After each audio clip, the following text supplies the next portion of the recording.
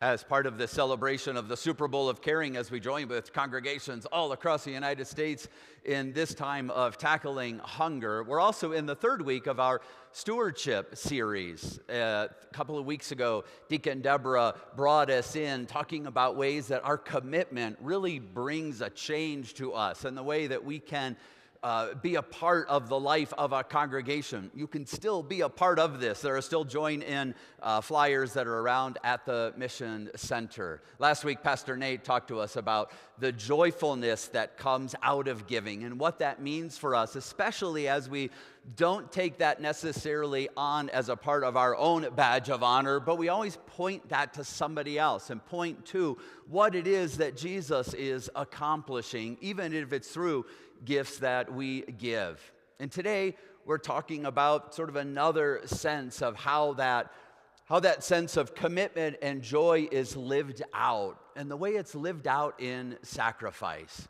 And so Marie read for us that first reading that comes to us from the book of Leviticus, which is a real snoozer if you try to just read it straight through. But every once in a while, you'll find these little nuggets that come out of it that really make sense. And I think what Marie read for us is one of those places where it sets up for us what God was wanting us to understand about offerings. So we hear all these things about grain offerings, drink offerings, elevation offerings, offerings brought different places, but it just seems to be that the sense of offering, of us giving something over, especially as a first fruits offering to God, became such an instrumental part of our life as people of God. And then as we read along a little bit, it mentioned that some of these offerings would be used for the sacrifice. And it's one of those times when it's hard to wrap your mind around at first. Why would God ask us to take something, a lamb without blemish or a ram, and just sacrifice it, burn it up on an altar? Why in the world would we want to do that when it would seem so wasteful? And yet there's something about God setting the stage for who God is and for who we are as the people of God, that I have an idea that God already knew where this was going to go. God already had an inkling of what we needed to find out about the character of God and what God wanted us to know about the character of our own selves in the midst of that. And so God set up these laws that would compel people to bring their offerings and to bring a sacrifice. And some of you will know, if you've ever grilled out and you've had that really nice cut of meat that you put on the grill and it starts kind of cooking and sizzling, that it's not just a matter of that meat cooking so that you can eat it, but if you're around that grill, you just know something special is happening, right? I mean, you can smell it, and your neighbors probably walking their dog past as the dog is like tugging them on the leash. They know something's happening there in your backyard, and sometimes they can even see the smoke that is rising. And I think that God wanted us to fill our senses with what it meant to fully participate in this idea of getting in touch with God and God getting in touch with us. Because there might have been other cultures that entered into sacrifice as a way of appeasing a God. Like they were so afraid of God's wrath that they felt they had to give these things over. But I don't think that's what God was calling the people of Israel to. I think God was calling the people of Israel to relationship. And so he wanted that flesh burning to fill up our senses. We could see it, we could smell it, we could experience it. And then we would understand as that smoke rises and as the odor continues around us, that we're fully enveloped in what it means to be in a relationship with God. And I think that's what God wants from us. But it also seemed like there was a time when that sense of sacrifice, well, it changed a little bit. One is, we didn't all just have grains and grapes and fruits and a lamb or a ram to bring. Now we had currency, and no one's actually in favor of people throwing a bunch of dollars into a big pot and burning them up as a way of sacrifice to God. We instead take that and we put it to such a different use. But I think God already wanted us to understand that there would be something about this sacrifice that would start getting inside of. We'd start understanding that relationship that we had with God, because God was about to do something incredible to create a relationship with us. And it happened that Jesus was at the home of Mary and Martha, and he already knew what would happen when he headed to Jerusalem.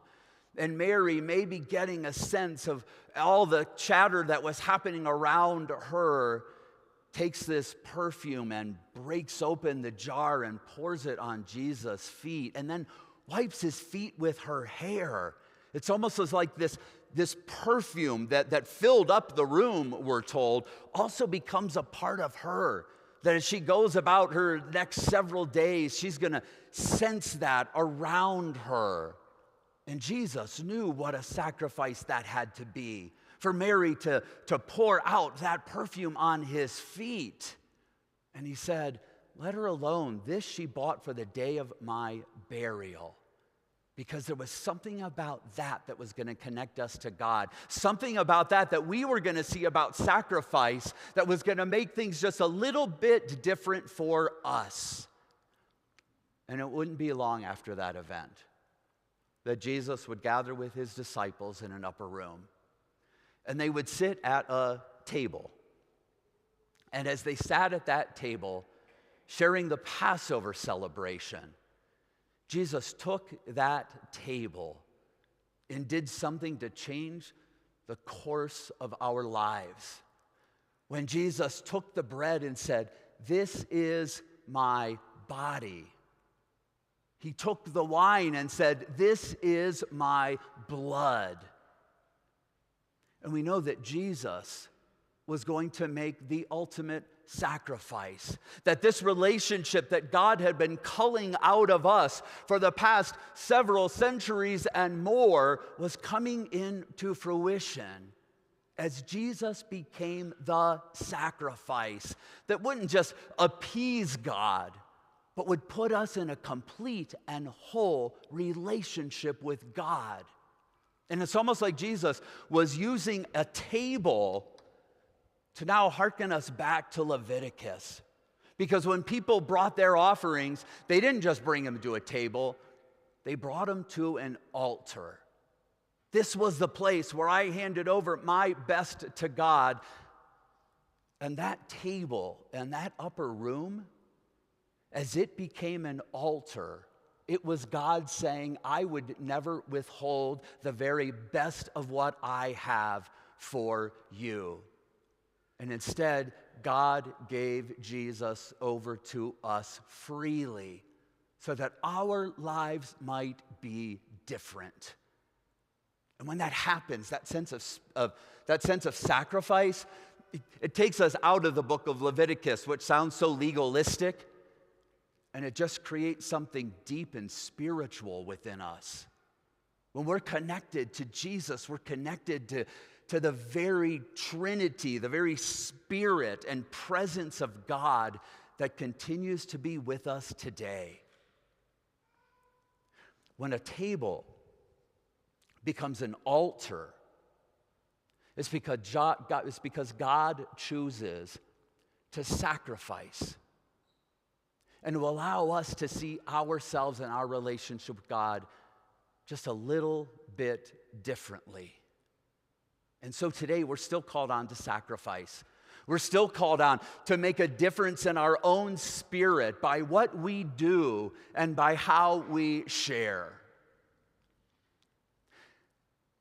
And as we've had chances to experience that, we know that what happens in sacrifice becomes spiritual. And I know I shared this story 5 or 6 years ago, and I don't like to repeat stories necessarily because people who heard them will go, "Oh yeah, I've heard that one before," but I think this one bears repeating, at least a part of it. When I was in seminary, we did what was called an urban plunge. And so we ended up, my classmates and I taking this class, ended up in a downtown area. And we had meetings with some people through mid-afternoon, and then they told us where we would meet later on that night. But in between, we were just to live and be downtown. And we had to find our own dinner. And they told us that there were different food shelves and different soup kitchens around that we could make our way to, but we had no money, and so that's what we had. Now, so many of us showed up kind of getting an inkling of what was going to happen, so we showed up in some of our older work clothes that we might have had, and if we had an older jacket, it was cold out, so we were wearing that. And some classmates and I ended up finding one of the local soup kitchens downtown, and we went in for dinner.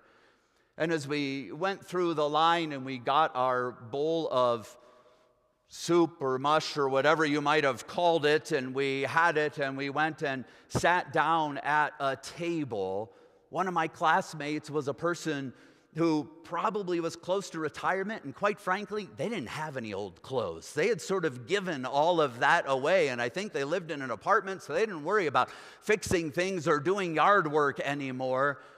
But I would say no matter what we were wearing, all of us ended up in that space, and we looked out of place. We didn't look like we needed to be there. We looked like the kind of people who had the resources to go out and get our own meal if we wanted it, but there we were anyway. And as we sat down at a table and my friend was next to me, there was a man sitting across from us who never looked up. He simply got his bowl of food and just sat down like this and was eating. And I'll admit, I took the first bite of what was given to me for dinner, and I wasn't sure I'd actually be able to finish it. I was actually a little embarrassed about what we would put in front of a hungry person.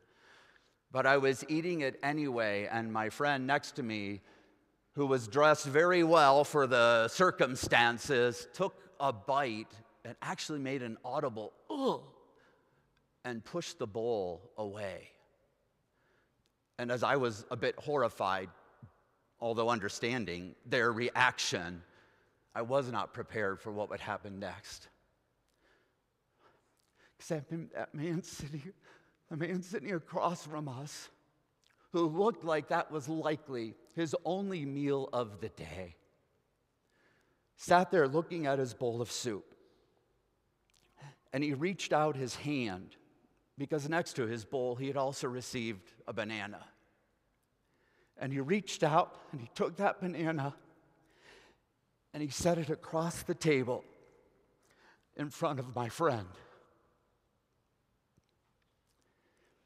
When I saw that happen, I realized that this meager table in the basement of an old rec center downtown, that table had become an altar, because that sacrifice was almost more than I could take.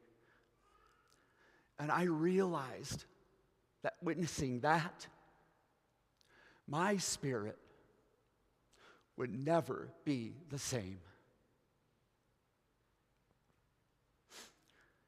Amen.